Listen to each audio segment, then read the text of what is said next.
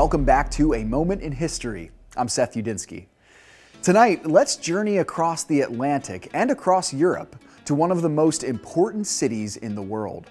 Throughout history, this city has changed hands numerous times, serving as the mighty capital for various empires, peoples, and religions. Throughout history, it has been known by at least 3 names, but its Christian name truly evokes the splendor and intrigue of this massive metropolis. Let's explore the history of the city that straddles Europe and Asia, Constantinople. The city of Constantinople sits at a strategic location in the Mediterranean world, on the Strait of Bosporus, which connects the Mediterranean Sea to the Black Sea. Constantinople sits at the crossroads of Mediterranean Europe, the Middle East, and the Baltic region, and it has been the epicenter of multiple cultures. The city was founded in the 7th century BC and changed hands numerous times between the Greek Empire and the Persian Empire.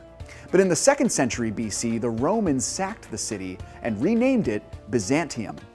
In the 4th century AD, the fate of the city changed forever when the Roman Emperor Constantine the Great became the first emperor of Rome to convert to Christianity. The Emperor Constantine won a decisive victory at the Battle of Milvian Bridge in 312, in which, legend has it, he saw a vision of the cross of Christ in the sky, which said, "In this sign, conquer."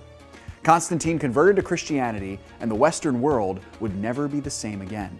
With a new religious identity, Constantine saw fit to move the capital city of the empire. He christened the city of Byzantium and renamed it Constantinople. Under Constantine and the emperors that followed, the city would become a powerful symbol of Christian dominance in Eastern Europe, a Nova Roma, which is Latin for New Rome. Under the Byzantine Emperor Justinian the Great in the early 6th century BC, the Byzantine Empire experienced its golden age. But in the Middle Ages, the empire slowly declined, as it had to endure constant pressure from the growing Muslim empires in the east and a powerful medieval Europe in the west. In 1204, the city was sacked by crusaders from the west, and until 1261, it was the center of the Latin Empire in the east.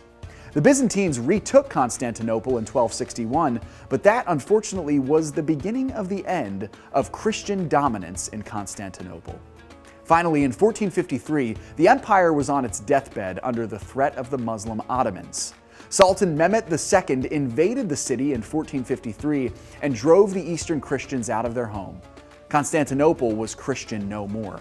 It would now become a symbol of Islamic power, and even after the Ottoman Empire fell at the end of World War I, the Islamic domination of Constantinople remained. The city was given a new Muslim name, Istanbul.